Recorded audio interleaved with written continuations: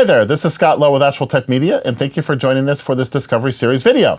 I'm joined today by Loren Roberts, Senior Security Advisor at HP. Loren, thank you for being here. Thank you, happy to be here. So, Internet of Things and printer security are sort of inextricably linked today.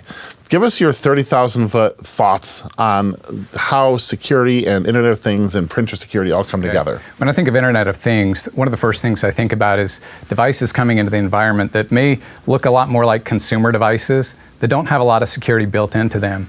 When we bring printers into the conversation, which is an IoT device as well, we bring into the conversation security by design, security that's built in. What are some of the features that really help HP printers from becoming a member of the next zombie botnet attack? We don't want that to happen, do we? We bring the ability in the devices to be able to detect when an attack has happened, so protect themselves and recover from it, get back to doing what they're supposed to be doing. We bring resiliency into the conversation. Okay? When I talk about resiliency, oftentimes I'll bring into the conversation getting a device back to doing what it's supposed to be doing in the face of an attack. What are some of the specific features that HP brings to bear on this? If I were to break it down into three different levels, I'd look at below the OS, below the operating system, in the OS, and above the OS. Starting at the below the OS level, we're talking about BIOS protection. The thing that's important with the BIOS protection is that if malware were to get in at the BIOS level, that device is owned. It's very difficult to detect when an attack happens at the BIOS level. Okay? What we do with that is using the technology that we developed on the PC side and have been using there for years and brought into our enterprise devices, which is SureStart. That's BIOS protection with self-recovery. Getting into the conversation of that layer where we have in the OS, we're talking about a couple different technologies. Runtime intrusion detection, which identifies if something is injected into the memory. Okay? And then another that looks for anomalous behavior from the network level, looking at packets leaving the device. If it recognizes something malicious, it shuts it down, logs it, reports it, and then gets back to where it's supposed to be going. And then above the OS, we're talking about the management of those settings and the configuration of those devices.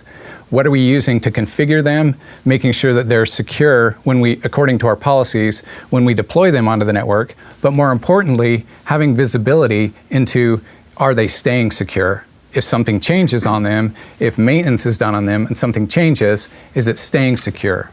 So compliance. So when we think about what's doing this, are the devices actually performing all these tests? Is there some management layer doing it, or is it a combination of both? So below the OS and in the OS that I illustrated, those are all built-in technologies. Those are things that we're doing that our competitors haven't done to this point. The key in all of that is some of them are doing some of it, but we have the self-healing capabilities. And then above that is a software package, Security Manager. Why are these features important? So in the context, especially in the context of enterprise security, so a printer watching network traffic leaving to look for malicious activity, how does that play into an overall organization's security posture? The importance comes into play when you're talking about the devices themselves and how they can respond to an attack. We're finding more and more with the creative nature of the malware, the attackers, the ways that they're finding their way into our network, is that they're getting past some of the traditional firewalls, the antivirus type of protection that is surrounding the network and getting to the device. If the device doesn't have the capability to recognize when it's been attacked, then the response time and the recovery time is expanded. So by the devices understand they've been attacked, two things can happen. One is security people can start taking proactive steps to try to determine where the problem lies or where the attack is originating, right? Right. And the devices can then take proactive action on their own to restart or recover in some way. Exactly. That's really cool. This is one of the things that's really interesting is the world of security these days is incredible, and it's also nuanced and complex, and so it's nice to be able to bring some simple terms to it. Thank you so much. You're welcome. But before we go, where can people learn more about this, specifically in the context of HP printers and multifunction printer devices?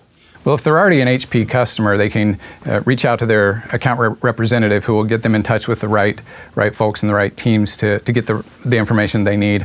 Or they can go out to hp.com/reinventsecurity. Very good. Loren, thank you for joining us for this video. My pleasure.